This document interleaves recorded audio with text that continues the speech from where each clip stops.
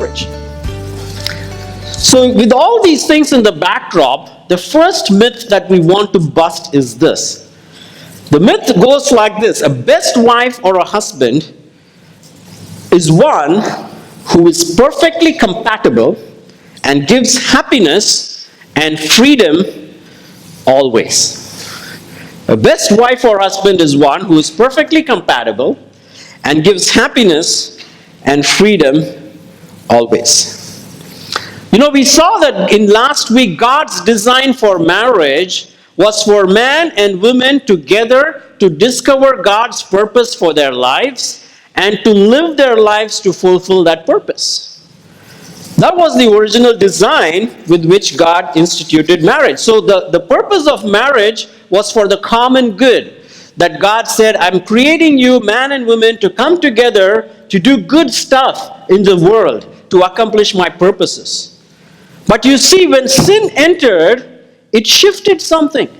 It brought about a fundamental shift in the very purpose of marriage to being something that is for the good of others, to being someone that's for the good of my own individual satisfaction, happiness, and personal freedom.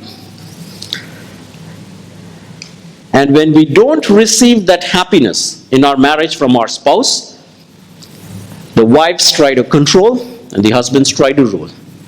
When we feel that our personal freedom and space is taken away in a marriage relationship, the wives try to control and the husbands try to rule.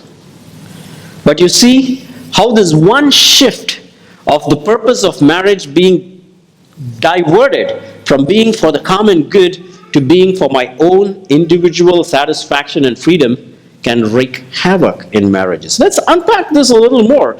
So what has happened to marriages? It's transformed from being us marriage to a me marriage. You know, so when people marry nowadays, you are actually not marrying to see what common good your marriage can bring. You're marrying to see the people whom you can marry, how will they bring happiness and freedom to you? So we marry for ourselves. So you want to find that person, you know, who will give you the most personal happiness and the freedom to be yourself. That's the criteria that underlies how people get married. So for a man, let's say, what is the expectation? How do men go around finding a life partner? So for men, the expectation first is to find a man who is aesthetically pleasing, you know, to the eyes. If you want to read it, great sex. He will accept him as he is, and the woman will not ask him to change and let him to enjoy or allow him to spend his time and money the way he wants to. And also, if you come from an Asian culture, there is an added element of how she has to take care of his parents and take care of them better than her parents. And nowadays, it's become another parameter with lifestyles becoming more expensive. She should be someone who is also making a lot of money, if not as much or more than the guy. That's the profile of someone who is wanting to find a marriage partner today. You know, aesthetically appealing, sexually attractive, so she can provide him pleasure. And where do you think men derive their sense of pleasure? Most of the role models they get about how the looks have to be about their spouses, it's drawn from this very pornographic MTV era media that projects these super slim model actors who are most of the time on extreme diets and who are performing a fake romantic sexual expression on the silver screen that can never be realized in the real world. But that is the idea in which men enter into a marriage thinking they're going to marry the next Angelina Jolie or whoever else is the hot superstar. So the first is that, sexual attraction. And second is, you don't want your wife to mess with you. Don't ask me to change. This is who I am. You know, if I leave my dirty clothes on the floor, I like to be like that. Why are you creating a big issue out of this? What's your problem? Two, you know, what you want to do with your life. And Now the value of the spouse begins to increase by the amount of money they make. So if the husband doesn't get this, if he doesn't get this happiness in this marriage, this space or freedom in the marriage, rather than trying to find ways to address, he ends up spending more time at work and coming home late, or finds a hobby which can give him this pleasure and all these other things, and ignores his spouse. And that begins the series of catastrophic events that slowly deteriorates the marriage. All right, that's enough hitting on men. What about women? What kind of a guy are women wanting to, or what kind of a person do women want their spouses, their husbands to be like? For women, they want a spouse who's fun, intellectually very stimulating guy, sexually attractive too, with many common interests so they can do stuff together, and on top of it all, are supportive of their personal goals in life and a way of life that they want, and will give them the space to have their own fun and also live a very comfortable lifestyle. That's what women want. They even make movies nowadays, what women want and stuff like that. And now add a third element, enter children. Now when children enter into the scene, it creates another major crisis. Who should take care of the child? When? And how? The children become a burden than a blessing in many homes. Especially stay-at-home moms, they wait for their spouse to come home from work so they can dump their kids on them and get a break. Doesn't matter, even if the husband has worked 12 hours or 16 hours a day. And what about the husbands? They tend to take care of their children more out of fear for their spouses than a real personal desire, or a desire to really help their spouses who have had a very hard day. So you see, it kind of is, what are these things messing with? Why are you messing with my joy and my freedom? I want to be free and I want to be happy. This marriage seems to be the killer of joy and killer of freedom. If only I had found the best spouse, or if only I can find the best spouse. Now, I have an interesting quote for you in your bulletins. You can follow it. It's lengthy, so I printed it out there. It's by Professor Stanley Hauerwas. He's a professor at Duke University School of Religion. He puts it so beautifully, and it's very funny and deep. He says, destructive to marriage is the self-fulfillment ethic that assumes marriage and the family are primarily institutions of personal fulfillment necessary for us to become whole and happy. Now you have it on the left side of your bulletin. The assumption is that there is someone just right for us to marry, and that if we look closely enough, we will find the right person.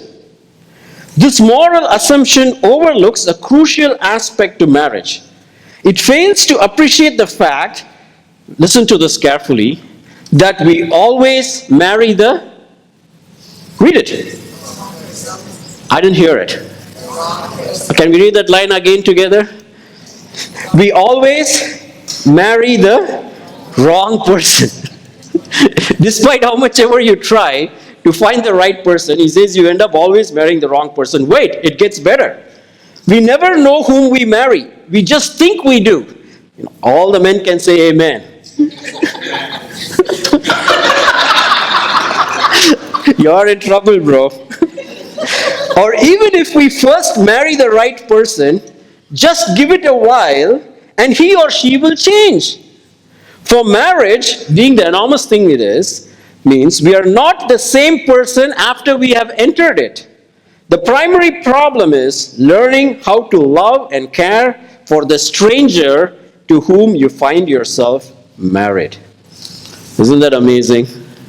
So if you think you married the right person, you're wrong. And if you think you will be able to find the right person, you're wrong too. Because marriage changes us. It brings both the best in us and the worst in us. So that's the first myth.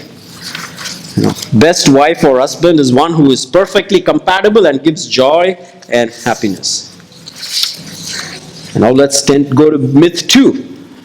Discovery does this Mythbusters. I think we need to do a series on marriage Mythbusters, lots of them. The best wife or husband is one who fulfills my deepest personal longings. That's the second myth. Best wife or husband is one who fulfills my deepest personal longings. Once upon a time, marriage was expected to provide love, support, and security. But for meaning in life, or hope for the future, what the future is, how our future is going to be, or our self-identity, people looked to God to get that. But you see, once our faith and our walk with God has taken a hit, either because of busyness in our lives, or it's just that we don't have a deep, real connection with Him, you start beginning to look for these somewhere else, and the place you start looking for these is in your own spouses. When you don't know God enough, you begin to look for unconditional love, a security for the future, your own sense of self-worth and identity from your own spouse. There's another writer, Becker, he argues that when this happens, something has to fill the gap. And often that something is romantic love. We look to sex and romance to give us what we used to get from faith in God. The love partner becomes the divine ideal within which to fulfill one's life. And all spiritual and moral needs now become focused on one individual. In one word, this love object is God.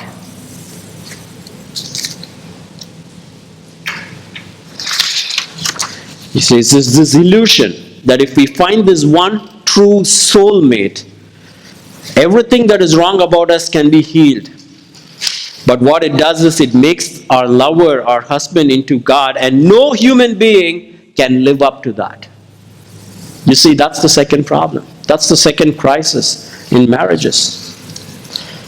That what we are supposed to derive from God, we start trying to derive from our spouses. Whether it's our sense of worth, or identity, or love, or acceptance. And our spouses are not going to be able to give that. We are not going to be able to give that to our spouse either all the time, because we are broken people. But you see, the foundation to both these aspects, remember the controlling aspect for women as well as the ruling aspect for man, it comes from the same source of self-focus.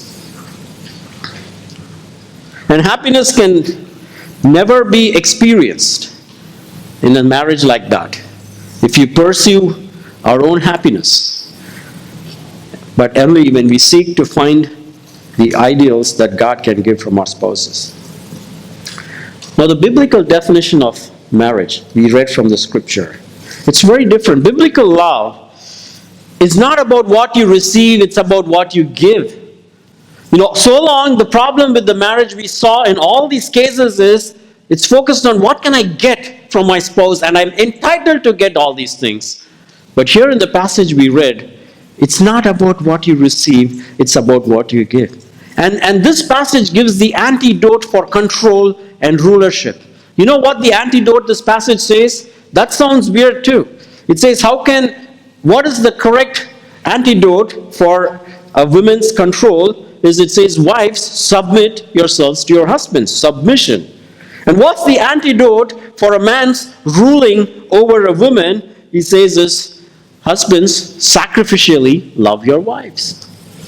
Now, both of them raise alarm bells because we have very negative connotations about it. But if you look at it, the word submission, hupostatos, is a Greek word that's a military term. It refers to someone who is standing under the authority of a higher up, a general or a captain. You voluntarily give away your freedom so that you will follow the orders of this commander. So in a sense, you're giving up your rights to what you want to let and follow what this person above you is going to tell us. Now that sounds so horrible in today's culture, right? And what does it tell for husbands? It tells husbands to sacrificially love your wives to the point that you're ready to lay down your life for your wife. So you see, both of these cases, the commands that are given for a wife and a husband are in a way both very similar and both equally hard. They're similar because they are about how to give and think about the other person rather than how you can do it on your own. So how is this even possible? You know, this sounds so cruel to many of us because our understanding of submission is because we've been under people who have exploited us. We are afraid of submitting to anyone in our lives because we think they are not going to have our best interest in our mind. And especially in marriage, why would you want to submit to a man who is trying to rule and boss over you? And why does God say in this passage, wives, submit to your husbands? And why would you want to sacrificially give your life to a woman who is not giving you the joy you wanted and the space and the freedom you like? Why would you want to do anything for a woman like that? You see, this is much more harder too. But on the other extreme, you have two things to compare. And you decide which is harder and which is cruel. On the one hand, it's this quest to find this perfect partner in marriage who will have no problems about their lives, who will give you happiness in all possible ways and unlimited freedom so you can do what you want, when you want, how you want. How easy is it to find a person like that? Now that's, to me, an extremely bizarre proposition. Compared to that is this biblical solution for a marriage to work is to find someone who is willing to voluntarily submit to the other, and the person whom they want to submit to is actually a person who is ready to lay down his own life for them, which is easier between the two. But the problem is, this is also very impossible to do. Where can we find a person who is ready to say, I'm going to give my life for my wife, because you're always talking about your own joy and happiness? And where can we find a wife who is ready to say, okay, I'm going to give up and listen to whatever this guy has?